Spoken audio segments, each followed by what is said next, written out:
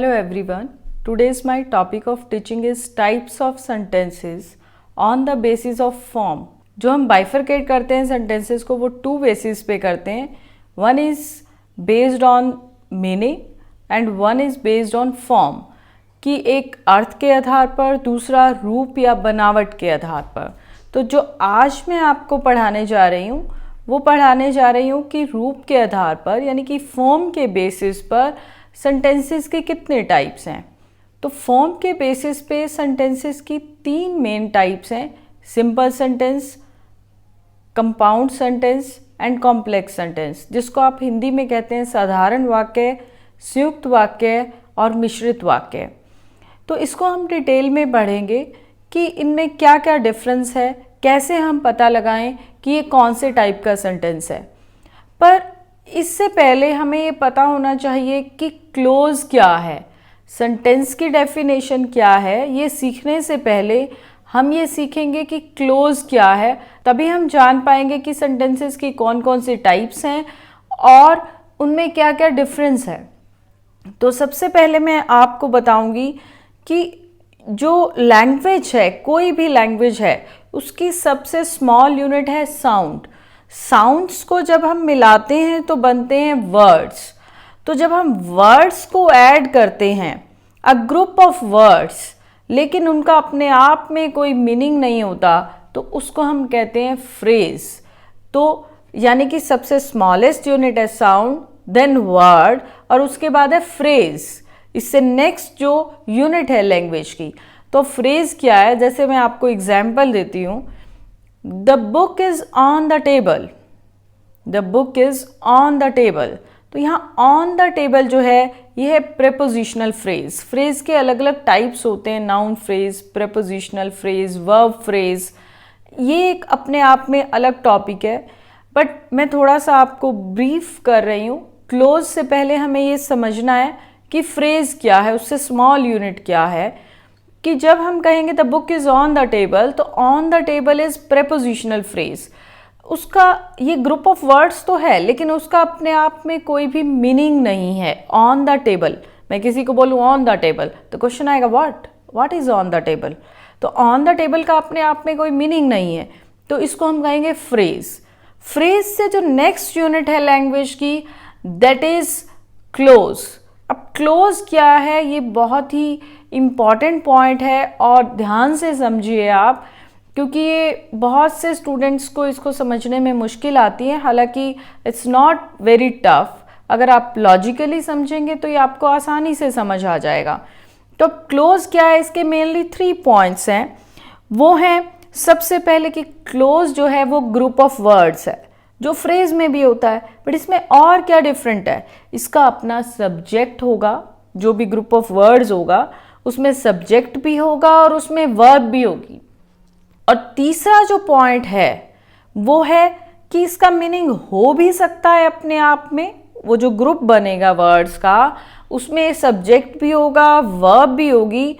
But तीसरा point है meaning हो भी सकता है और नहीं भी हो सकता.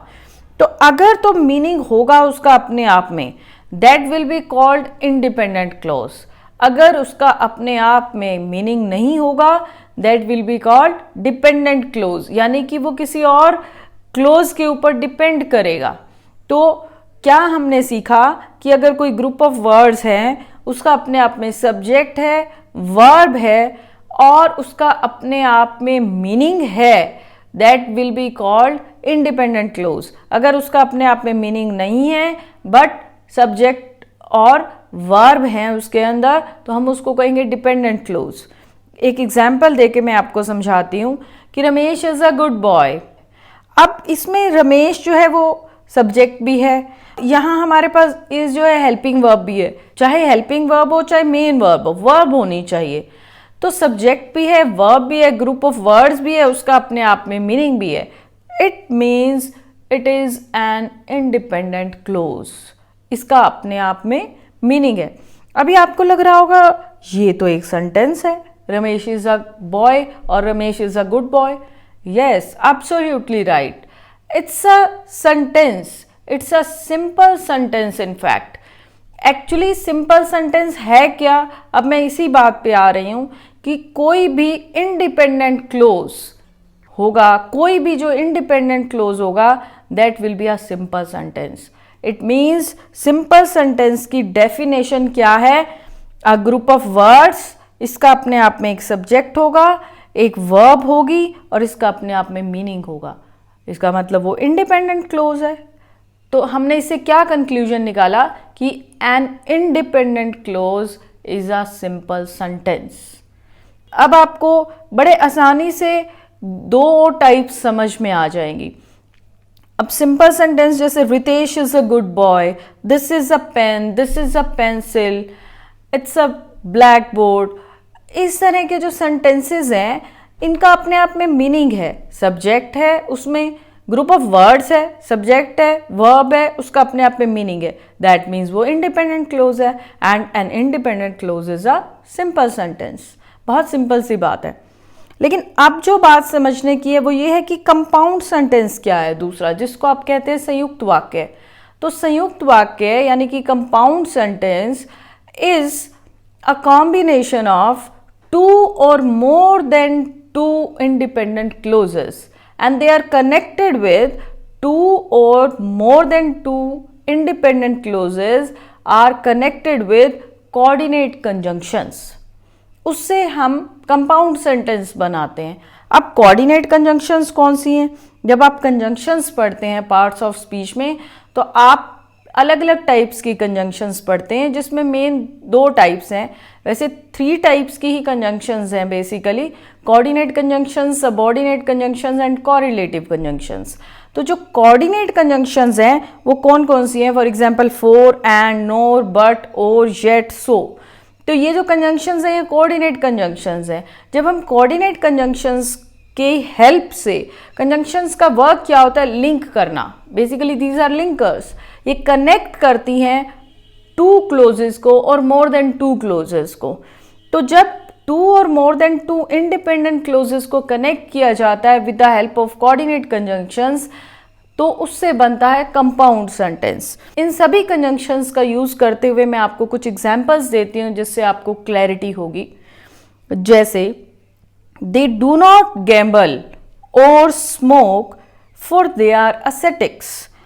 अब इसमें जो कोऑर्डिनेट कंजंक्शन है वो यहाँ फोर है, और नहीं है, फोर है यहाँ पर, ये नहीं है. तो इसमें क्या है कि दे do not gamble or smoke. इसको आप देखें, इसके अंदर एक सब्जेक्ट भी है दे. डू नॉट, इसमें जो है डू वर्ब भी यूज हुई है, ग्रुप ऑफ वर्ड्स भी है, और इसका अपने आप में मीनिंग भी है कि ना तो वो गैम्बल करते हैं ना वो स्मोक करते हैं. इसका मतलब ये इंडिपेंडेंट क्लोज है. अब हम दूसरा देखें, फोर को हटा दें, फोर कोऑर्डिनेट कंजंक्शन है. दे आर ascetics, कि वो साधु हैं. दे आर ascetics है, ये बहुत ही सिंपल सा सेंटेंस है और इसका अपने आप में मीनिंग है. तो ये इंडिपेंडेंट क्लोज है. तो इन दो इंडिपेंडेंट क्लोजेस को हमने कनेक्ट किया, लिंक किया with the help of four. Four का मतलब यहाँ बिकॉज से है, क्योंकि वो साधु हैं, ना तो वो गैम्बल करते हैं ना वो स्मोक करते हैं. तो इसका मतलब ये कंपाउंड सेंटेंस है. दूसरा एग्जाम्पल लेते हैं हम यूज करते हैं कोऑर्डिनेट कंजंक्शन एंड का. They drink and they smoke. वो ड्रिंक भी करते हैं, वो स्मोक भी करते हैं. अगर मैं एंड को हटा दूं, दे ड्रिंक, तो इसका भी अपने आप में इंडिपेंडेंट मीनिंग है. दे स्मोक, इसका भी अपने आप में इंडिपेंडेंट मीनिंग है. तो two independent clauses are connected with coordinate conjunction and. That's why it's a compound sentence. और मैं आपको कुछ एग्जांपल्स देती हूँ. बट का यूज करते हुए हम और एग्जांपल लेते हैं. He is poor but he is honest. He is poor अपने आप में इंडिपेंडेंट क्लोज है, इसका अपने आप में मीनिंग है. ही इज ऑनेस्ट का भी अपने आप में मीनिंग है कि वो गरीब है, वह गरीब है परंतु वह ईमानदार है. तो ये भी कंपाउंड सेंटेंस है. दे do not drink NOR do they smoke, कि वो ना तो ड्रिंक करते हैं ना वो स्मोक करते हैं. तो ये नोर जो है इसमें कोऑर्डिनेट कंजंक्शन है. और दे डू नॉट ड्रिंक, इसका भी अपने आप में इंडिपेंडेंट मीनिंग है और दूसरे क्लोज का भी इंडिपेंडेंट मीनिंग है. Every day they go for walk और दे डू योगा, कि वो रोज वॉक करते हैं या वो योगा करते हैं। तो ये दो इंडिपेंडेंट क्लोजेस हैं जिनको हमने कोऑर्डिनेट कंजंक्शन और से कनेक्ट किया है। फिर है they gamble yet they do not smoke, कि वो गैम्बल करते हैं येट वो स्मोक नहीं करते। He won a lottery last night so he organise a party, तो उसने रात को, लास्ट नाइट कल रात को उसने लॉटरी जीती, इसलिए उसने पार्टी ऑर्गेनाइज की। अगर मैं सो को हटा दूं तो भी ही ऑर्गेनाइज अ पार्टी, इसका भी इंडिपेंडेंट मीनिंग है। तो इससे क्या कंक्लूजन निकला कि टू इंडिपेंडेंट क्लोजेस को कोऑर्डिनेट कंजंक्शन से लिंक करें तो वो कंपाउंड सेंटेंस बनता है। अब मैं आती हूँ थर्ड टाइप ऑफ सेंटेंस, वो है कॉम्प्लेक्स सेंटेंसेस। अब कॉम्प्लेक्स सेंटेंसेस कैसे बनते हैं? कॉम्प्लेक्स सेंटेंस में एक इंडिपेंडेंट क्लोज होता है जिसको हम मेन क्लोज या प्रिंसिपल क्लोज भी कहते हैं। One independent clause is connected with one or more than one dependent clauses with the help of subordinate conjunctions। यानी कि एक मेन क्लोज है, इंडिपेंडेंट क्लोज है, उसको हम एक या एक से ज़्यादा डिपेंडेंट क्लोजेस से कनेक्ट करते हैं with the help of subordinate conjunctions. अब सबॉर्डिनेट कंजंक्शंस कौन कौन से होते हैं? जैसे that, whom, which, how, whom, whoever, whichever, where, तो ये सब क्या है? Subordinate conjunctions. इनकी हेल्प से हम कनेक्ट करते हैं मेन क्लोज और डिपेंडेंट क्लोज को। जैसे this is the pen which I use to take the exam. ये एग्जाम्पल मैंने आर्टिकल समझाते हुए भी आपको दिया था, जब मैंने आर्टिकल को समझाना था, बट अब ये मुझे कॉम्प्लेक्स सेंटेंस समझाना है तब मैं दे रही हूँ। अब दिस इज द पेन, ये जो है इंडिपेंडेंट क्लोज है, इसका अपने आप में मीनिंग है, उससे आगे क्वेश्चन खड़ा नहीं होता है। मैं बोलूँगी दिस इज द पेन और दिस इज अ पेन, तो इसका अपने आप में मीनिंग है।